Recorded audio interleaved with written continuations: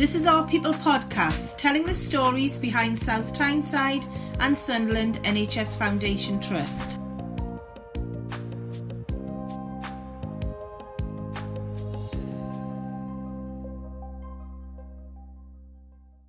Hello, I'm Fiona Thompson. I'm a Communications Officer with the Trust, and welcome to this episode of our podcast, which is going to look at the work our Trust does when it runs our own medical research studies and how we get involved to help other trials discover new ways to treat our patients.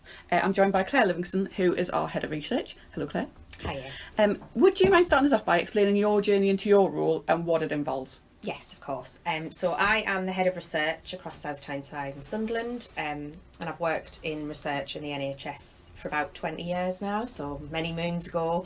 Started as a research assistant on a specific trial that looked at imaging for breast cancer. That was funded by the European Commission, and as with all research grants, it was 2 years, and at the end of that you have to find another job. So when that role came to an end, I moved into more of the sort of approval and governance side of research, and then eventually into the more of the management of the service. Responsible for the operational and strategic direction of the research service across the Trust. And what's the team made of? What kind of roles does it involve and bring together? Okay, so yeah, it's a relatively large team. There's about 40 of us within the team. There are two parts to the team. So we've got a governance side of the team who take care of the approvals and setup process. That's quite a small part. There's around 5 or 6 staff within that part of the team. And then the larger part of the team is the delivery staff. So that's made up of research nurses, clinical trials officers, data managers, and they are the people who deliver and recruit patients. And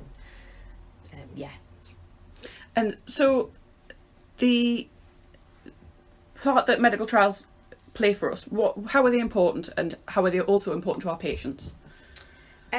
So without research, healthcare professionals wouldn't know what works and what doesn't work. So research enables us to discover new treatments and breakthroughs in diagnosis, and improves patient care, and the quality of patient care informs future healthcare.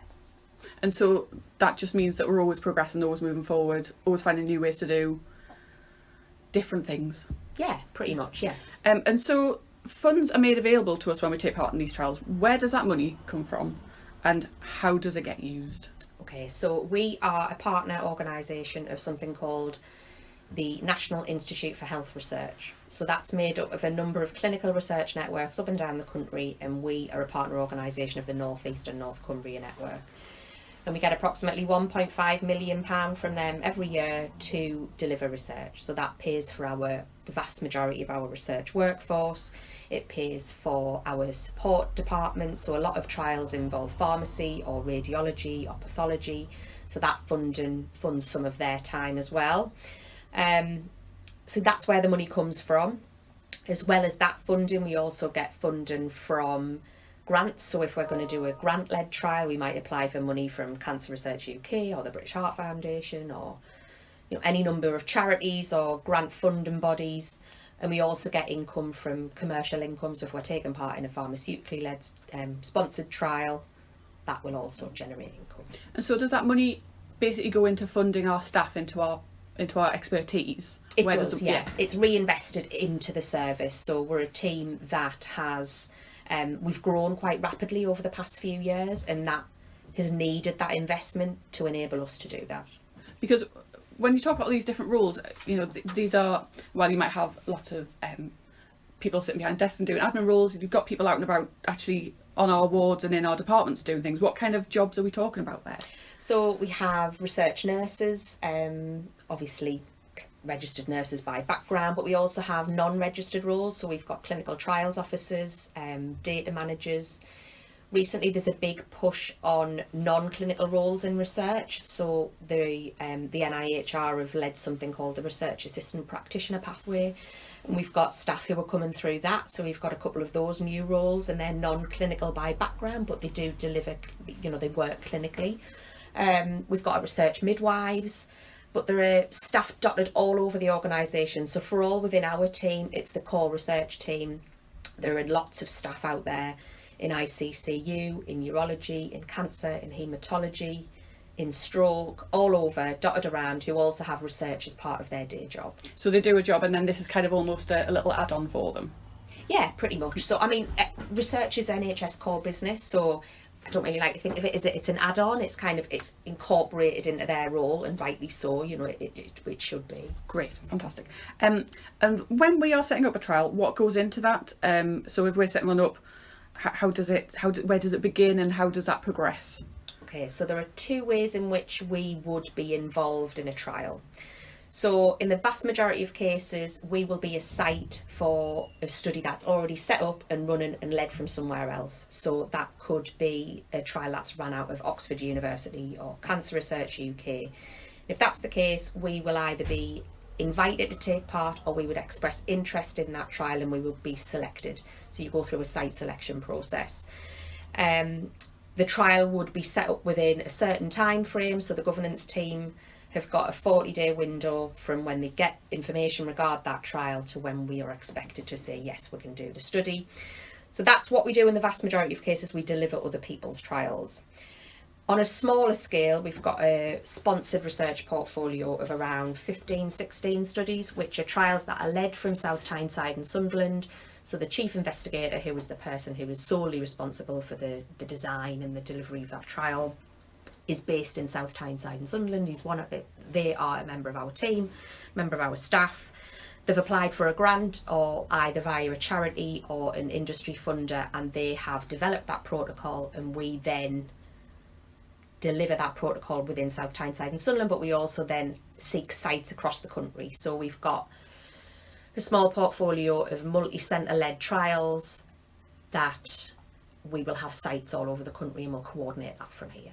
So do you have a couple of examples of trials that we have helped start and that we've got underway? Yes, so we've got a big trial we're part of a big collaboration called the Colo Speed collaboration, which we are involved with Newcastle University. It's led by Professor Colin Rees, who's a gastroenterologist here, but also a Professor of Gastroenterology at Newcastle University. And there are several trials as part of that Colo Speed work. So we're involved in a trial called Colo Cohort, which is looking for risk factors for colorectal cancer. We've got several sites up and down the country. I think we're in the 20, 24, 25 sites up and down the country. Some regionally, Northumbria, County Durham and Darlington, but also some much further afield. So as far down as, you know, the South Coast, and I think we've even got sites in Scotland for that one. Likewise, we've got a trial called Colo Detect, which again is a gastro study looking at the use of artificial intelligence. And that's got about 8 sites up and down the country, and that's coordinated from here. So we have research fellows who are consultants, doctors who are coming out of programme for a time period to lead a research project, and then they go back into programme and finish off their medical training. So the trials that we do that are multi-centre are always coordinated via a fellow. And is it kind of run like projects, or is there a process you always go through to kind of follow them through? Is it a set process, or is everything kind of tailored to each individual study? There is a set process, so it's very research is quite a regimented. Yeah, it's very regimented. It's quite bureaucratic and it's very well regulated, and rightly so. It has to be. So if you want to do research, you have to have something called Research Ethics Committee approval, and you also have to have Health Research Authority approval. If it's a drug trial, you have to have Medicines for Health Regulatory Authority approval, various other approvals from various bodies depending on what information you might use, or if it involves devices, that's another level of approval that you may need to get. So every trial will have those approvals before we take part, or if we're leading that trial, we would ensure all those approvals are in place before we allow that trial to start. I suppose leading on from that as well, if a trial, it goes through an approval process, but then it also, before we get started, there are other things we have to do. So we have to have a site initiation visit with the trial team. They'll come on site, they'll train our staff, they'll make sure that we have a delegated, like a delegation form, which identifies who's allowed to do what as part of that trial. So yeah, it's quite a regulated process. Very good. And when we are asking patients to take part in these studies, how do they react when they're asked, and what kind of process do they go through? Because I'm sure we're with them every step of the way. That's right, yes. So if a patient's eligible to take part in a trial, they'll be approached by a member of their clinical team, so that might be their consultant, or they may be approached via the research nurse. If they're interested to take part, then they'll be given a patient information sheet. So that has been fully approved by all the right regulatory bodies. It outlines what the trial involves and what it involves for them if they decide to take part. So in the vast majority of cases, you have to give everybody at least 24 hours to consider taking part in a study. So they've got time to go away and discuss it with their family members, or ring their doctor and ask, get people's opinions on what they think they should do. If they decided to take part, then they go through a process of informed consent. So they will sit with either, depending on the trial, they would sit with the clinical, with their clinical team, and they would go through every aspect of the consent form, make sure that they understand it, that any questions are answered fully. And it's not until we've gone through that process of informed consent would they be eligible to take part. Because I imagine there's kind of two streams, isn't there? There's long-term conditions that people have, or a situation that has been diagnosed, but I guess there's certain situations that are quite urgent. So... Yeah, exactly that. So we've got a number of trials where you may come into hospital, we might see you once. So you might come in for an endoscopy one day, sign a consent form, and you might have a phone call a few weeks later, and that's your involvement over. There are also studies whereby you may be in ICCU and you may not be able to consent for yourself, and in that case there's a best interest decision made, and the clinicians would speak to members of your family. And there are also cases whereby you might sign up for a trial, say in oncology, and you may be in that trial for 5 to 10 years. So we've got some cardiology studies whereby people have followed for 5 years. We've got cancer studies people have followed for up to 10. So every trial's different in what that involvement is. So it's a big decision for patients to make. If you're signing yourself up for something for the next 10 years, we need to know that people understand what's expected of them. And I imagine we support them through that process and take on board their feedback as part of it. Yes, of course. I think, I'm completely biased, but I do think patients welcome opportunities to take part in research. They feel as if they're given something back. They feel as if they get that extra attention they're getting over and above what they would get as part of standard care. So yeah, I think it's definitely worthwhile. And we are a relatively young trust in the scheme of things. So we came into being in 2019 when City Hospital Sunderland merged with South Tyneside NHS Foundation Trust. And I know that you've told us that since then we've seen more than 10,000 patients through our studies, which is a huge amount of people. How has the merger made a difference? And how do you feel, kind of overseeing it all, that you've hit that milestone? Because it must just give you quite a good sense of satisfaction. Most definitely, yeah. I was delighted when we reached 10,000 patients in a trial since merge. So it's a lot of people to recruit to trials. And I do think that the merger was a real benefit to research. So the two separate organisations wouldn't have achieved what we have collectively. So both trusts had very different strengths and weaknesses, and combining forces has just made us stronger, really. It's made us more resilient. Our population's bigger, and therefore we attract more trials, because often a trial would depend on a certain number of births or a certain number of heart attacks or a certain number of patients, and individually we might not have been able to do that. So it's made us open to more studies. We're a more attractive site for people now, especially for commercial trials, because commercial research is extremely competitive.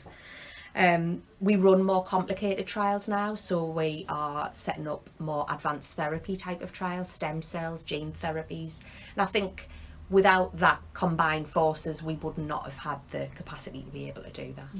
Because as part of that, we now, as a whole trust, include Sunderland Eye Infirmary, for example, which is a real hive of activity when it comes to research, isn't it? We've got some really interesting things going on, which I'm sure we'll talk about at some point. But as a region, we're also a really busy hub as well, aren't we? So how do we play a part in that network? Yes, so we're part of the North East and North Cumbria Research Network. It is a very active region for research. Delighted that in 21-22 South Tyneside were the second largest recruiting trust in the region, behind Newcastle Hospitals, down to the hard work of everybody across the organisation, really. Several teams, you mentioned Sunderland Eye Infirmary there. They are just going from strength to strength. Their commercial portfolio continues to grow. They're involved in gene therapy studies. They are leading their own research. They've got that very, national footprint. Several teams have contributed to that success. Yeah, great. And what have these trials involved so far since, if we start from our merger, for example, in 2019, what kind of things have we been involved in that we might not have been before? Oh wow, so many trials we've been involved in. Like I've made reference to the stem cell work. That was part of ICC. You were really keen to do that study. It was a first for South Tyneside and Sunderland. It was a little bit scary. We'd never done a trial like that before. What did it look at? It was called a realist trial, and it was looking at respiratory. Oh, you're putting us on the spot now. Acute respiratory distress syndrome, I think. I'll probably have to follow that back up with you. Presumably been very key in the last couple of years. Of course, yeah. So this trial actually wasn't a COVID-specific trial, but it was open to COVID patients. We recruited both COVID and non-COVID patients to that trial. So that was the first one that we've done. More recently, we're looking at setting up another stem cell study now in stroke, and Sun and I Infirmary have been involved in their gene therapy work. I think COVID really brought research to the forefront. A number of trials were part of that global effort, and South Tyneside and Sunderland, took part in those studies. So the recovery trial got a lot of media attention. We took part in that, and that was the trial that identified that dexamethasone was the first life-saving treatment for COVID. CAP was a trial that ran in critical care, and that identified that a 7-day course of hydrocortisone led to improved survival rates. And it also identified that 2 existing anti-inflammatory drugs that we currently use for arthritis could cut deaths by a quarter in the most seriously ill patients and reduce the average length of hospital stays. So those trials were, they were at the forefront of the media attention. They changed the course of how COVID patients were managed, and we were involved in those. And I think they also identified what didn't work. So there was arms that recruited in the recovery trial. There were arms that recruited patients to something called convalescent plasma, so people who had COVID before, and it was found that actually no, that doesn't work. So it's important to find what doesn't work. And do we also kind of work quite closely with our neighbours as part of that network?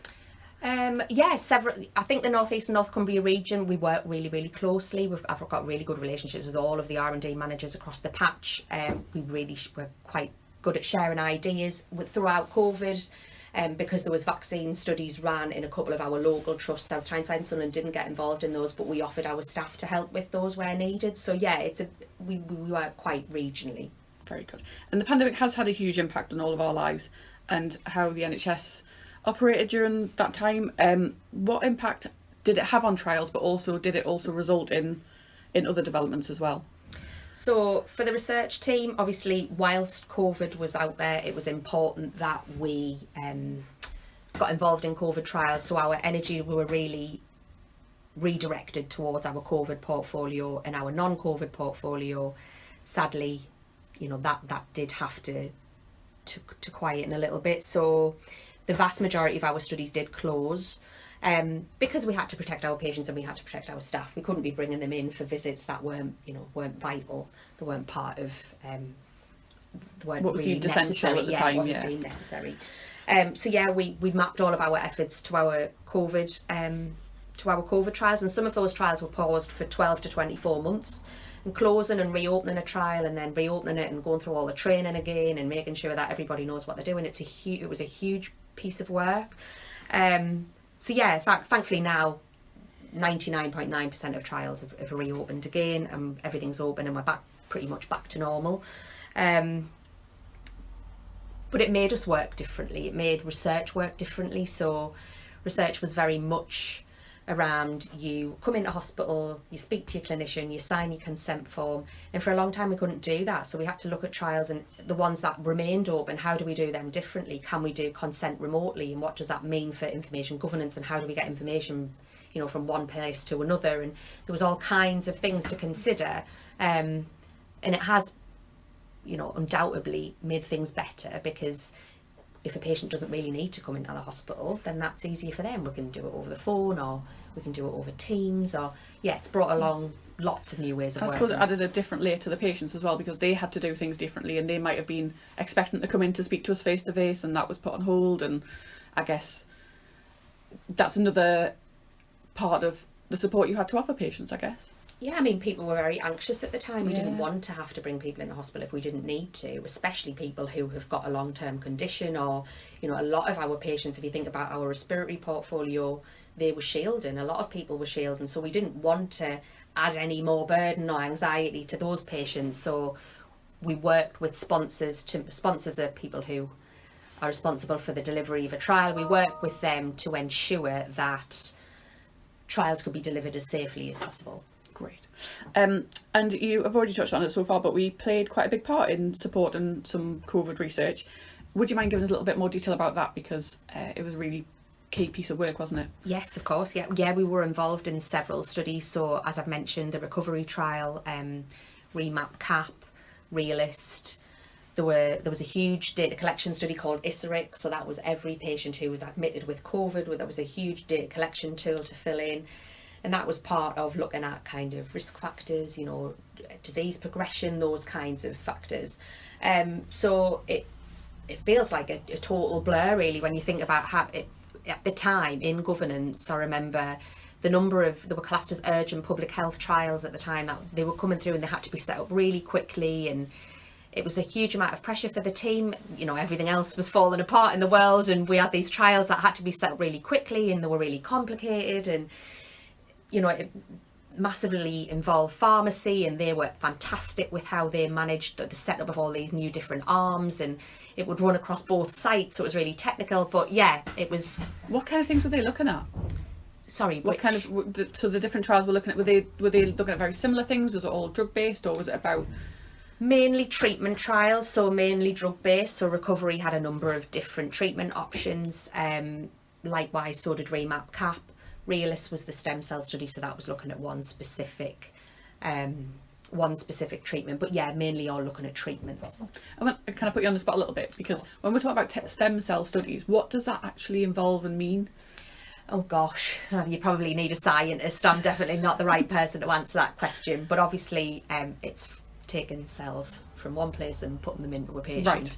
Right. So it's heavily the regulated. Same patient. It requires, not necessarily, oh, right, okay. And it requires involvement of a cellular therapies unit. So we would work closely with the cellular therapies unit in Newcastle. They would be responsible for the preparation and storage and transportation of the cells to Sunderland. Because it sounds like that they are involved in lots of different aspects of treating different conditions. Potentially, yes. Yeah. So obviously we've done it within COVID, and at the minute we're looking at it for stroke. Right. And what is next for research? We're already involved in lots of studies involving artificial intelligence, as you mentioned, the Colo Detect, that involves AI. What is next for research, and what is the next focus for our trials going to be? Yeah, it's a really exciting time for research. The team is expanding rapidly, and I would imagine that will continue. We've recruited a record number of patients this year and opened the biggest number of trials that we've done in any year before. So I think we will continue to see that complicated, more advanced therapy trial portfolio increase. We're currently about halfway through delivery of our 5-year research and innovation strategy, and we've got a number of strands that we're working. So Carly Brown, one of the lead research nurses, is working on the nursing, midwifery and allied health professional research programme, and that is soon to launch research internships. So that is giving some members of staff the opportunity to work within the research team for a day a week for 6 months, and that's either to get experience of research or to work up their own research ideas. So that's quite an exciting thing that's about to launch. We've just had Clinical Trials Day in May, so we had the first face-to-face event at the Education Centre scene since COVID, so that went really well. I think we were able to demonstrate the breadth and range of research that's happening across the organisation, and the feedback from that was fantastic. So plans for a bigger and better Clinical Trials Day event next year.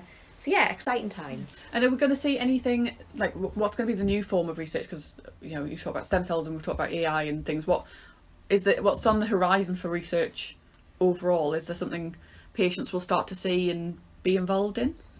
Oh gosh, I suppose it's really hard to predict, and because we've got such a wide portfolio of studies, we see everything from complicated drug trials down to a qualitative study that needs 5 patients to do an interview. So it is difficult to predict, but we have seen over the years the research portfolio always changes. So, you know, we used to see quite big number trials, big, you know, large data collection type trials. We don't see as many of those now. We tend to see smaller, more individualised medicine type trials. But yeah, it's really hard to predict. I want a wide portfolio of everything. So we want to be involved in lots of different things to keep us that's right, yeah, well-rounded. Exactly, yeah. And what do you personally enjoy about your role? What do you get your sense of satisfaction from? Oh, wow. So I suppose it sounds really cliche, but I do honestly really, really enjoy my job. I'm really proud of the team and what everyone has achieved, and I'm clearly biased, but I think it's a lovely team to be a part of. And I would urge anyone who's interested or wants to know more information, then they're welcome to get in touch with the team, and I can bore them senseless for hours about research. Lots of information to keep them. This is true. Yeah. Keep them very busy. Because is it quite a varied career? Can you you start with one job and progress? You know, what kind of careers are out there for people? Oh wow. So yeah, I mean, there's NHS research posts, there's also research posts in academia. Every university up and down the country will have a number of research posts. So obviously we work closely with Sunderland University as well, and we're currently looking at a secondment opportunity for a member of staff to work with Sunderland Uni for 2 days of the week, to work on a lung cancer evaluation project. So they'll work partly with the trust and partly with the uni. So lots of new opportunities. What kind of skills do you need to have as well to work in research? I imagine you have to be very thorough and regimented and very good at cataloguing things. Yeah, I think you do have to be quite an organised. Not messy like me. Not messy, no. Well, yeah, judging by my office, I don't win that call. It's a very tidy office in my eyes. But do you need particular kind of an aptitude for a particular area? Like, do you need to be good at science or maths or English? Like, do you need to have do you need to be quite well rounded? Like, is there something I suppose because there's that many different roles in the team, it's hard to pinpoint. You need a bit of everything from everybody. Yeah, So obviously, if you're going to be a research nurse, you need to be a registered nurse. There's no getting past that. If you want to be a clinical trials officer, they tend to come from more sciencey type of backgrounds. But like I mentioned earlier, there are new posts, research assistant practitioner posts, that haven't got that reliance on a kind of clinical or science background. And we've got other posts, data manager posts, we've got people who've had degrees, who haven't got degrees. Yeah, we're really, really varied, and it would depend on the role, really. Yeah. And you would recommend it? Without a doubt, yeah, without a doubt. Brilliant, that's great. Thank you very much, Claire. Thank you. Thanks for joining us for this episode of our People podcast. We hope you enjoyed it, and check out our other stories. Hit subscribe to keep up with the latest and catch up with what we've been up to on our Twitter, Facebook and Instagram pages. Just search for our name.